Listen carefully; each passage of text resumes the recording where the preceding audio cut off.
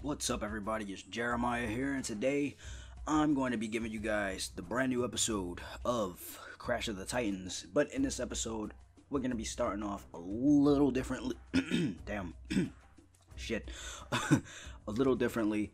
We got a comment by my boy Jacob basically asking me what I would think of a Crash and Sonic crossover, as well as like creative ideas for the next Crash game. Thank you for the comment. I appreciate it. And thank you for watching and considering, asking me a question, because now I have something to discuss about.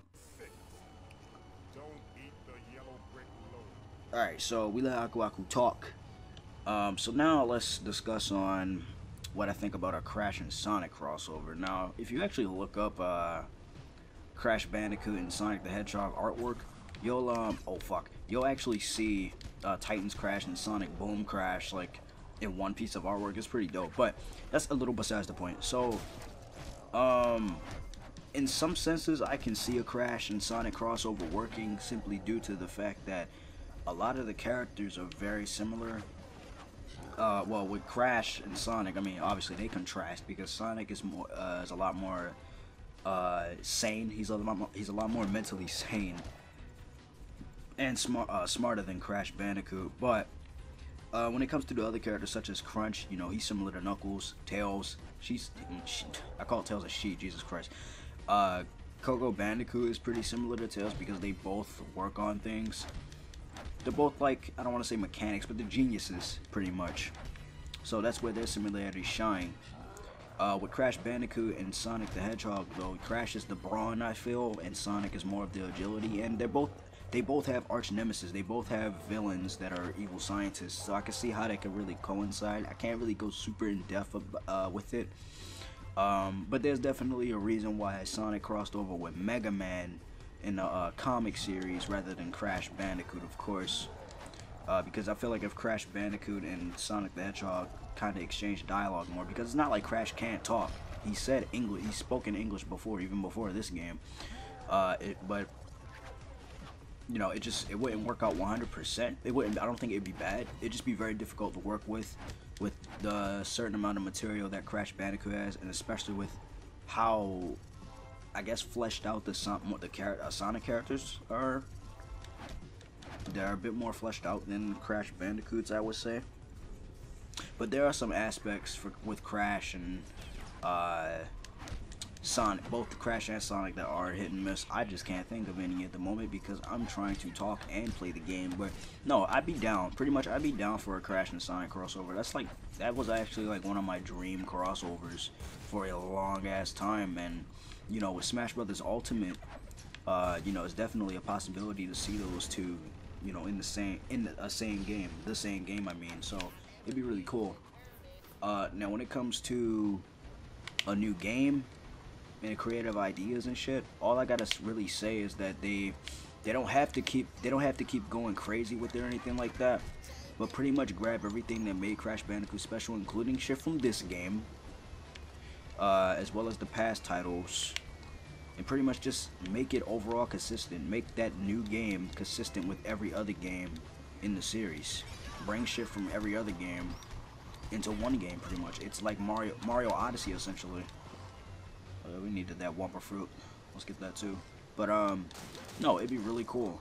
It'd be really sweet if we could get a brand new creative Crash Bandicoot game, because the series does need to step out of its comfort zone. One of the big misconceptions I feel when it comes to Crash of the Titans and Mind of a Mutant is that, fuck, hold on, we gotta get this Rhino roller. Okay, there we go.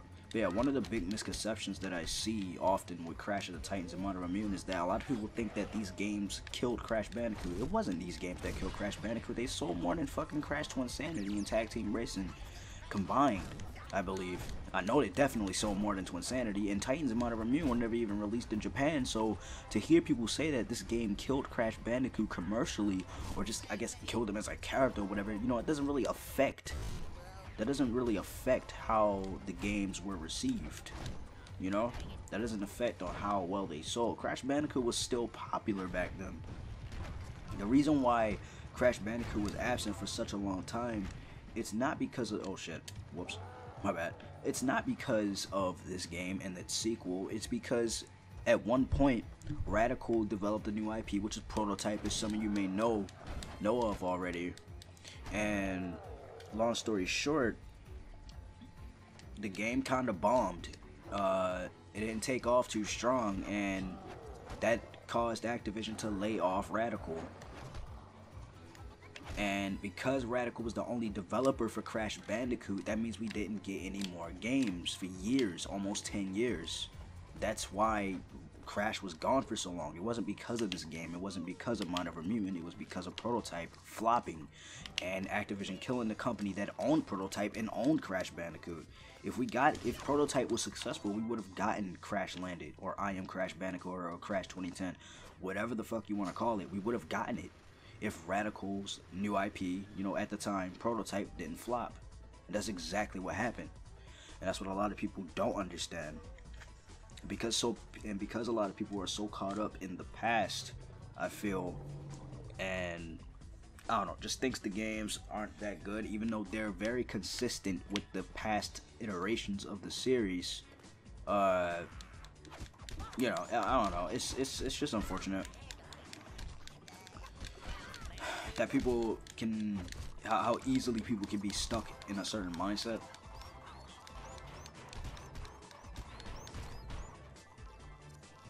These games are not why Crash Bandicoot faded into obscurity, or just, yeah, pretty much why he just, like, how, not faded into obscurity, but how he just left.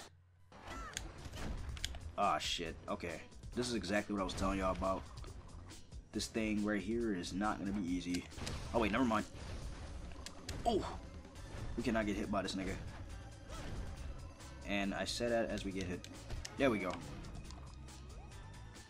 Alright, so another thing I really want to tackle or talk about is, like, the fact that people don't like the backtracking in Mind Over Mutant or anything like that. People think that that game is the main culprit as to why Crash kind of declined because of backtracking. Okay, the Shellophant, that's what this dude is called. I really like this Titan too. Also, the tattoos really, really showing this damn thing, and Aku Aku on it looks really cool. But what was I getting at? So, a lot of people think that Mind Over Mutant is like the worst Crash game when it comes to backtracking, even though I feel the classic games are just as, if not worse, to backtrack in for crates than it is in Mind Over Mutant, because in Mind Over Mutant you're taking care of objectives, you have missions, you can go anywhere you want essentially, whenever you want, especially like near the end of the game. At least when you're about 70% into the game, or 80 at least, like you're able to like teleport. Once you're able to get once you're about to get Uka Uka's powers and stuff, like the game makes it. Oh wait, whoops, my bad. The game makes it a lot easier essentially to backtrack. So it's like, why are people like saying that Insane Trilogy is better than Crash of the Titans? Not Crash of the Titans, but Mind Over Mutant, when even in the classic games you had to backtrack. It just doesn't make sense. It's petty for those games to get slandered even 10 to 11 years later, when those games again are just as consistent with the past Crash games as a lot of people just don't see it for some odd ass reason. But just like how you could backtrack in Mind Over Mutant, you can backtrack in the classic Crash Bandicoot games. It really doesn't make that much of a difference, to be honest.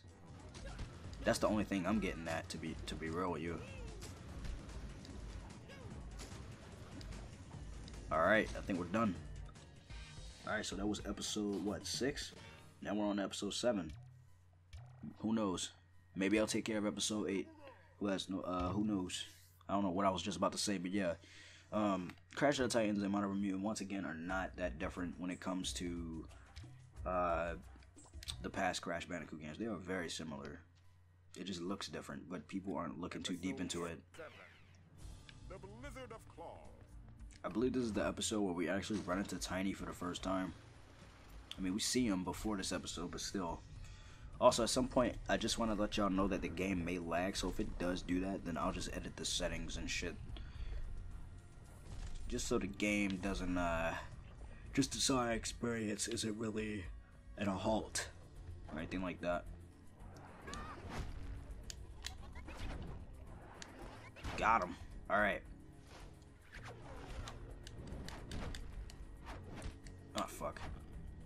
I'll genuinely be surprised if Crash Bandicoot, like, if he's in Smash Ultimate, I'll genuinely be surprised if, like, he doesn't have any moves from this game at all. I'll actually be surprised. But I feel like there will be, like, if Insane Trilogy can have the Mind of a Mutant walk, his signature walk, his little pimp walk or whatever, I feel like Sakurai incorporating moves from this game is definitely not in the realms of impossibility. Damn, these guys need to get the frick out my way. Goodbye, fam. Alright. Okay, so I'm pretty sure, like, way beyond this point, this is where we're gonna, meet Tiny. We're gonna meet Tiny very soon, so keep an eye out for that. We don't really have to worry about these guys. We just gotta destroy this damn machine, and then we should be Gucci. Some people may interpret this as me, like, half-assing through the game, but I'm really just trying to get through the story quick.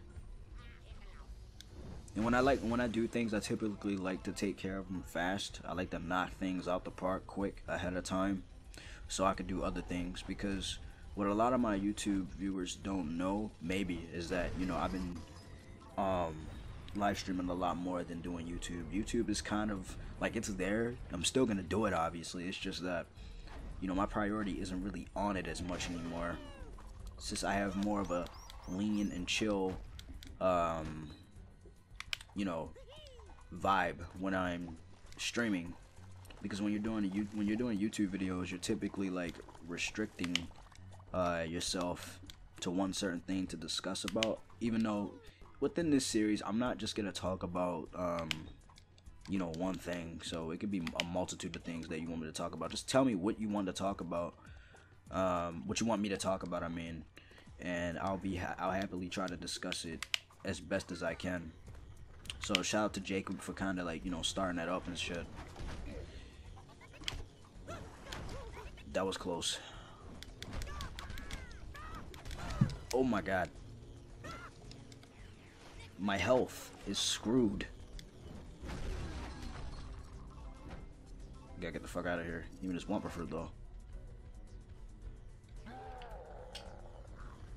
Oh my god, do you see how they just fucking spawned out of thin air? Like, this is that bullshit. This is that fucking bullshit. Cannot let these dudes touch me. Oh, they're about to die. Like, they're actually about to die. Man, look at those low-res ass shoes. Okay, I guess a Titan just got... Oh my god. Oh my god. Whew. Had to get away from that. Holy shit. Dude, look how fucking... Oh my god. Do you see their environments in this shit? It's really nice. Also, going... Oh, fuck. Going back to the whole, like, creative Crash Bandicoot game thing, I feel like they should not do the life system thing anymore. I mean, if they can, if they want, but, like, I think it'd be a little better if they just went back to the health bar like this game and Mind of a Mutant had. I don't know, it just feels less... I don't know. I just kind of prefer the health system over that. Like, they don't have to include Mojo, but definitely, like, keep the health bar, I feel. I don't know, it's just sad to think that, well, to know that a lot of people think Crash died because of these games. Like, these games genuinely killed Crash Bandicoot. I'll probably do a video discussing that alone, like, on how it wasn't Titans and Mind of a Mutant that killed Crash. It was the company that made the Crash games getting laid off because of Prototype. So, I guess in hindsight, Prototype is what killed Crash Bandicoot. It wasn't Crash Bandicoot that killed himself. That doesn't make any sense, especially with how successful these games were. So, you know, it just doesn't really add up that much, to be honest. Oh my god, and please have fucking ledge grabbing. Oh god. Come on, shoot one, you brain dead bitch. There we go. But yeah, Yeah, it wasn't this game that killed the series. That just doesn't make any logical sense. Because if that was the case, then fucking whatchamacallit, Crash Boom Bang could have freaking killed it. Could have killed the series, but it didn't. That game was a goddamn mess. Oh my god, fam. There we go. Alright. Jeez, yo, this platforming is weird. Like right here. Oh, we could have just bounced, but we didn't do it. Yikes. Come on, fam, get out of here. Alright. We chilling. Oh, there he is. The legend himself.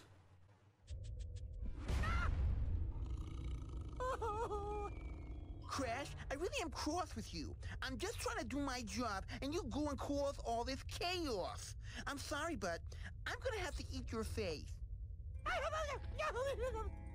Yeah, I'm really sorry about that. I wish some sort of reconciliation was possible here. And frankly, I'm still mad about the last game. You didn't even invite me. That really hurt. Alright, so... Man, here's what I gotta say about Tiny in this game. Look, I think it's funny with how they approached Tiny in this game, but like, I don't hate it. Hate is a strong word. I just think that, like, I don't mind the design, but the voice, bruh. What the fuck? Bruh, what the fuck? Just what the fuck, my nigga? Like, that's one design. Like, with Uka Uka, it's like, okay, that's a dope design, but I ain't know that was Uka Uka. I have no problem with that design or voice at all. I actually wouldn't mind if Uka Uka, like, you know, still had that voice that he had in this game. And of course, it had sequel by the review, but like, yo, holy shit, my nigga. What the fuck did they do to my boy Tiny, bruh? Like, he's a dumb motherfucker, but like, you can't do that to him. I don't know, it's an interesting take, and but like Mike, is that fucking Mike Tyson voicing Crash? I mean, not Crash, fucking a Crash Bandicoot character. Like, oh my god, I don't know, yo, it's just the most absurd, like, who would think of this? Like, that's one thing I don't mind about, like, Mind of a Mutant and Crash of the Titans, for real. Like, the game, like, the game went in direction, not went in direction. It made so much bold-ass moves that, like, we probably never would have seen in a Crash game, period. Otherwise, we just have another, we would just keep getting, like, Traveler's Tales bullshit every year with Crash Bandicoot. Like, all it would really consist of is companies trying to be like Naughty Dog. That's all. Let's be real here. The reason why the Crash Bandicoot series is partially a mess, you know, one of the reasons, not partially a mess, it is a mess, I feel, but like, one of the reasons why, you know, the history is kind of a mess, I should say. It's because a lot of companies try to capitalize off of Naughty Dog. No more, please. You're just too stupendous and fantabulous. Honestly, you're just awesome. I'll tell you where to go. Nina took Coco to the theater on the beach. Nina? You mean Dr. Cortex, don't you? No, Nina. Uka Uka and her got rid of Cortex. They were tired of Cortex failing all the time. This isn't good, Crash. Nina's a lot smarter than Cortex ever could be. I'll take us there now. Get ready, Crash.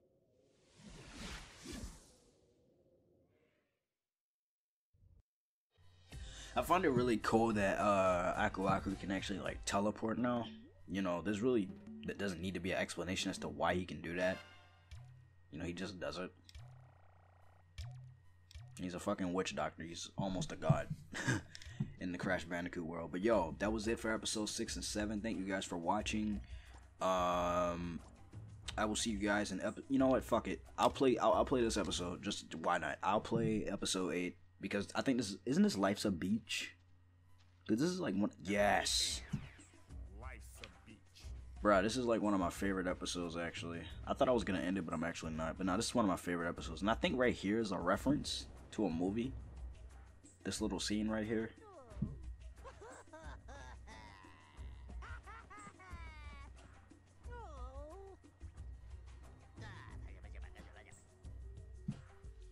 And yeah, y'all not tripping. That definitely is an engine little statue thing over there. So y'all are not hallucinating.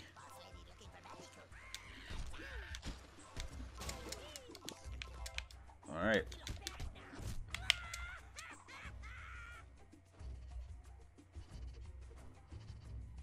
Oh god. Bruh, that shit was so fucked. I always thought that mess was messed up. This thing right here, what is it, stench? The most underwhelming Titan in the entire game, in the entire series. They got upgraded. They got buffed in Modern Immune. Like they turned it to fucking Falco Lombardi. If you don't believe me, just look up stench Crash Modern Immune on Google or something, and you'll see an image of it. Just so you get what I mean. But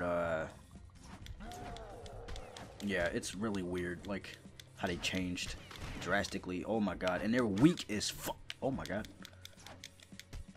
Bro, I thought my health was that low, but it was actually just my health bar like replenishing itself once I got off of the Stench Titan. But no, they're so trash, bro. This is like the only trash. Like a lot of these Titans are creative. Like even though Stench is underwhelming as fuck, I still think it's very I still think the Titan is very unique in its own right, but that doesn't mean that it's good, you know. So, yeah. 3 episodes in 1 part. It's pretty cool. Oh, I love this part of the level. I love the music too.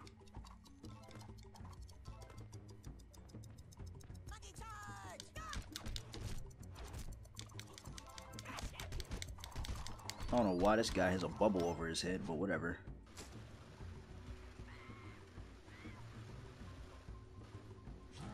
Alright. Right here is actually when the episode ends. Like after we're done taking care of this little portion right here, that's when it ends. But we gotta be super careful because these dudes will fuck me up if I don't time my movement right. Alright, that's what I wanted. I wanted this one. He looks cooler. Alright. Goodbye, fam. Alright, so pretty much what we have to do here is take care of a lot of the Titans that appear until the giant one comes. I think one of the earlier, like, huge Titans that we encountered during the earlier episodes will appear. It's that red, like, it has big-ass tusks. I forgot what it's called, but we'll look at it once it's here. But yeah, for now, we gotta be extra careful. What the fuck? You're not even blocking. What the fuck? Yeah, if once your Titan is low on health and like you're getting attacked and shit, you definitely wanna switch out. Oh my god, because you have to be somewhat skilled to play this, even on normal difficulty, because that's what I'm playing it on. I had someone ask me at one point, was I playing? Oh, there's the one. There's the Titan I was talking about. But yeah, at one point I had someone ask me like if I was playing this on hard, but I'm not playing it on hard. I never play my games on hard. Oh my god, they just exploded. Son of a bitch, bruh. Oh yeah, you could scare some of the little Titans away. Little rat guys. I really like the tattoo pattern that appears on these Titans. There's actually concept art of Crash on this exact Titan with his gloves on. A lot of people get this weird idea that, you know, whatchamacallit, Radical was trying to ruin Crash, but that was not the case at all. Alright, that was episode 8. So now we're done with that. And soon we're gonna be on episode 9, but I'm definitely not doing that till the next episode because I don't want this episode being 30 minutes long. But yeah, I'll see you guys in the next episode. This is where we'll actually encounter the Scorporilla, one of my favorite Titans. And then in that same part, I think I'll do episode 10 and 11 as well. 11 being one of the best episodes in this entire game just for the setting alone. But yeah, that's going to be it for this video. Thank you guys for watching. And be sure to comment what you guys think I should talk about in the next episode or whatever. And I'll try my best to discuss upon it within the next part. You have yourselves a good one. And I will catch you guys later. Peace.